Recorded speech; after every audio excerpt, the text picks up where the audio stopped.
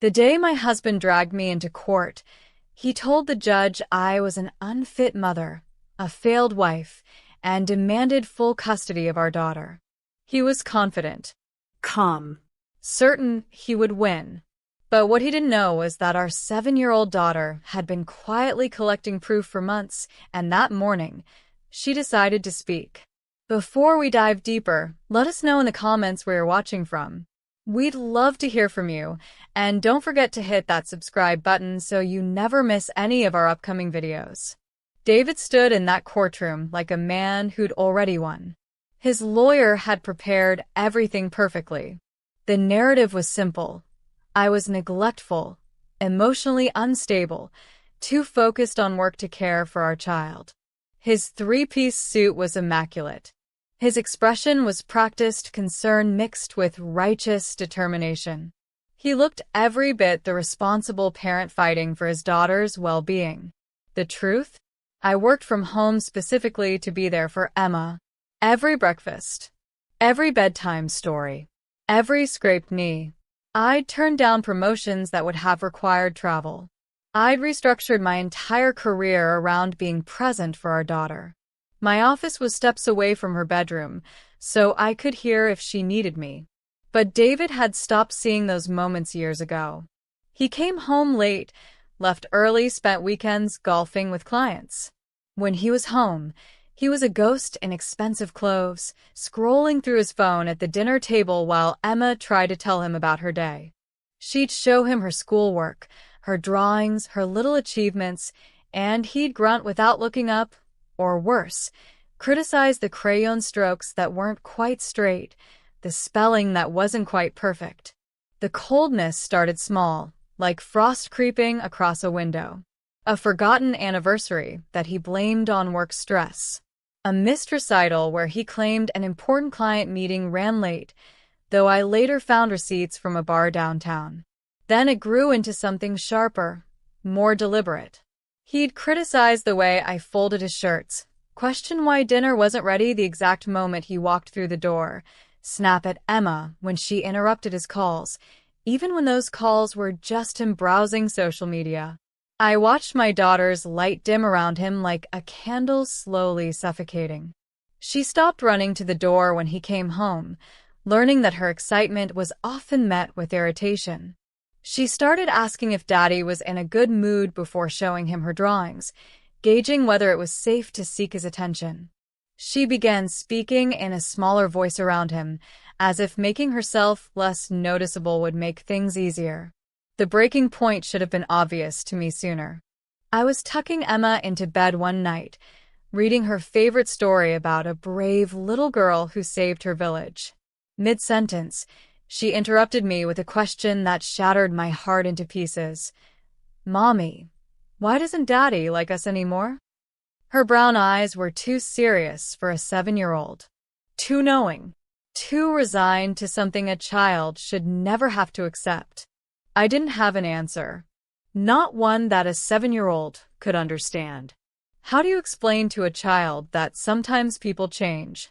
That sometimes the person you married becomes someone you don't recognize? That sometimes love curdles into resentment so slowly you don't notice until it's poisoned everything? What I didn't know was that Emma had been watching. Really watching. And in the way that children do when they sense danger in their home, when they feel the ground shifting beneath their feet, she'd started documenting it. My old phone, the one I'd given her to play educational games and watch cartoons, had become something else entirely. She'd figured out how to use the video camera, and in the quiet, methodical way that only children possess when they're trying to make sense of chaos, she'd been recording the truth. The signs were there if I'd been looking. Emma had become unusually attached to that old phone. She'd carry it with her around the house, tucked in her little backpack or held close to her chest. I thought she was just enjoying her games, maybe watching videos of other kids playing with toys, the way children do. But she was building a case. At 7 years old, my daughter understood that words alone wouldn't be enough. That adults don't always believe children. That she needed proof. The marriage had been dying for 3 years, though I'd been too busy trying to resuscitate it to notice it was already gone. David had started working later, coming home with the smell of perfume that wasn't mine.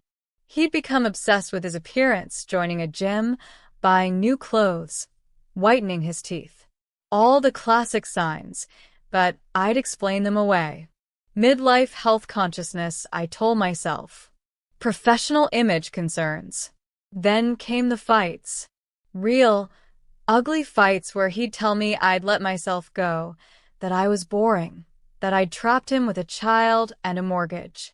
He'd compare me to other women, point out how his colleagues' wives dressed, how they maintained their figures. He'd mock my cooking, my clothes, my hair. Nothing I did was good enough anymore. Emma would hide during these fights. I'd find her later, curled up in her closet or under her bed, headphones on, trying to drown out the venom in her father's voice. I'd hold her and promise her it would get better, that Daddy was just stressed, that grown-ups sometimes argue, but it didn't mean anything. I was lying to her, and to myself. David's lawyer was good. Very good.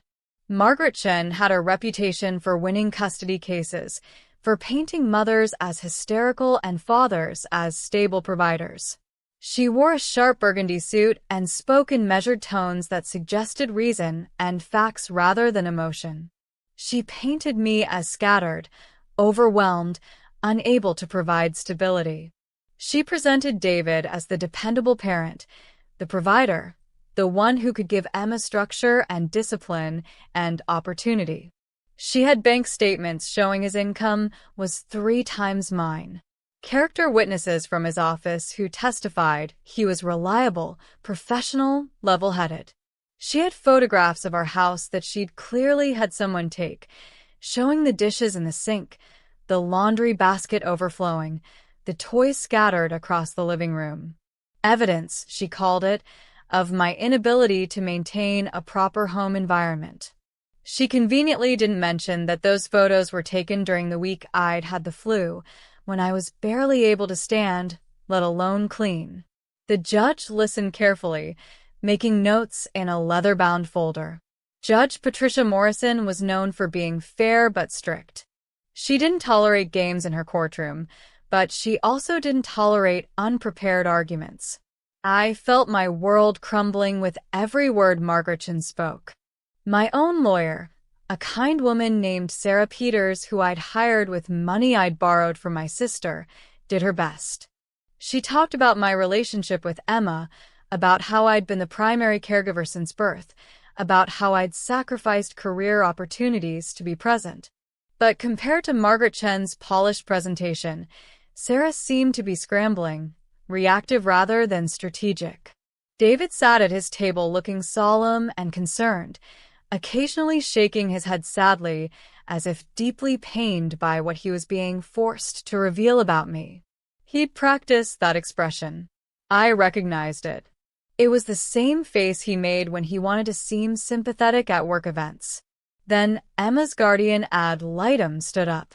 Jennifer Walsh had been appointed by the court to represent Emma's interests independently. She was a veteran social worker in her 50s with short gray hair and no-nonsense glasses. She'd spent the required hours with our daughter over the past month, assessing the situation, watching how Emma interacted with each of us separately. What she said next made David's confident expression flicker for the first time that day. "Your Honor, the child has expressed a strong and consistent desire to remain with her mother. Additionally, she's provided documentation that the court should review before making any custody determination." Documentation.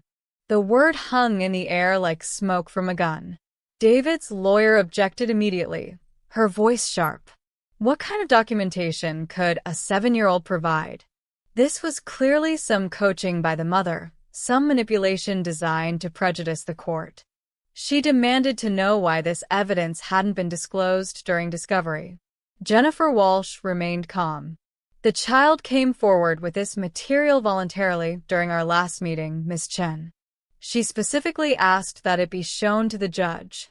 She created this documentation independently, without either parent's knowledge. The guardian ad litem approached the bench with a tablet. Emma had been recording videos on my old phone, the one I'd given her to play educational games. Short clips, dozens of them, spanning 6 months. A chronicle of our family's disintegration through the eyes of a child trying to understand why her world was falling apart. The judge adjusted her glasses and began reviewing them. The courtroom fell silent. I could hear the clock on the wall ticking. Could hear David shifting in his seat. Could hear my own heart pounding in my ears. With each passing minute, David's face grew paler. His lawyer leaned over to whisper to him, but he waved her away, his confident mask finally cracking. The first video was dated 6 months earlier. Emma had propped the phone on her toy shelf, angled toward the kitchen. You could see David and me arguing. Or rather, you could see him yelling at me for buying the wrong brand of coffee, his face inches from mine, veins standing out on his neck. You could hear him calling me stupid, incompetent, a failure at even the simplest tasks. And there, in the edge of the frame, you could see Emma watching from the hallway, her small face frozen in fear. The second video showed him throwing Emma's art project in the trash. She'd spent hours on it, a watercolor painting of our family for school. She'd been so proud of it. The video captured her showing it to him, her voice bright with excitement. And it captured him barely glancing at it before crumpling it up and tossing it in the garbage, calling it a mess, saying it looked like garbage anyway, so that's where it belonged. You could hear Emma's sharp intake of breath. Could see her little shoulders slump. There were more. So many more. Him ignoring her at dinner while scrolling his phone. Him telling her to be quiet when she was trying to tell him about her day at school. Him mocking her for being afraid of the dark, calling her a baby at 7 years old. But the videos that made Judge Morrison's jaw tighten were the ones David didn't know existed. The recording of him on the phone with someone, his voice casual and cruel, laughing about his plan. "I'll bury her in court," he said, his words clear and cold. "She can't afford a good lawyer. I'll get full custody, and the best part? I won't have to pay her a dime in child support. I might even get her to pay me." He laughed. The person on the other end of the call laughed with him. Emma had been in the next room, the phone hidden on a bookshelf, recording her father plotting to destroy her mother. And then there was the video from 3 nights before he filed for custody. The one that changed everything. Judge Morrison's hand trembled slightly as she set down the tablet. The courtroom was silent except for the sound of David's lawyer frantically whispering to him, her polished composure finally fractured. "Mr. Harrison," the judge said, her voice cold as winter frost, "I've been presiding over family court for 22 years. I've seen many custody cases. I've heard many accusations. I've watched parents lie to me, manipulate evidence, and use their children as weapons against each other." She paused, removing her glasses to look directly at David. "But rarely, very rarely, have I seen a parent so thoroughly condemn themselves with their own actions, captured by their own child who felt so unsafe, so unprotected, that she decided she needed to document the truth." The last video was still frozen on the screen of the tablet. 3 nights before David filed for custody, he'd come home drunk. Not buzzed. Actually drunk. Emma had been up late, unable to sleep, and had come downstairs for water. She'd accidentally bumped into his briefcase on the hallway table, knocking over a glass that had been sitting there. Orange juice had spilled across the leather, soaking into his documents. The video showed everything. Emma had dropped the phone in her shock, but it had landed at an angle that captured the entire scene. David grabbing her arm hard enough to leave red marks. His face contorted with rage, leaning down to scream at her that she was clumsy and stupid just like her mother. That she ruined everything she touched. That he was sick of both of us. You could hear Emma crying, saying she was sorry, She was sorry. She was sorry. You could see her trying to pull away, him holding her tighter. And then you could see me running into the frame, pulling Emma away from him, putting myself between them. The video ended with David shoving past me, knocking me into the wall, and Emma screaming. David tried to speak now, his voice cracking. Your Honor, I was under stress. I'd had some drinks. I never meant. Judge Morrison held up her hand, her expression carved from stone. You meant every word, Mr. Harrison. And more importantly, this is not an isolated incident. This is a pattern of emotional abuse directed at both your wife and your daughter. A pattern of manipulation, of cruelty, of using your power and your resources to control and demean. She turned to Margaret Chun. Miss Chun, I'm frankly appalled that you brought this case forward without properly vetting your client. I suggest you review your intake procedures. Margaret Chun's face was red. She'd been blindsided by her own client's behavior, and in a courtroom full of people. Her reputation was built on winning, and she was about to lose spectacularly. The judge turned back to David. Your daughter is 7 years old, and she felt so unsafe in your presence that she documented your behavior. She built a case for her own protection because she understood, at 7 years old, that she and her mother needed proof. That words wouldn't be enough. That she needed evidence. Judge Morrison pulled out a formal document and began writing, her pen scratching across the paper with finality. Full physical and legal custody is granted to the mother, effective immediately.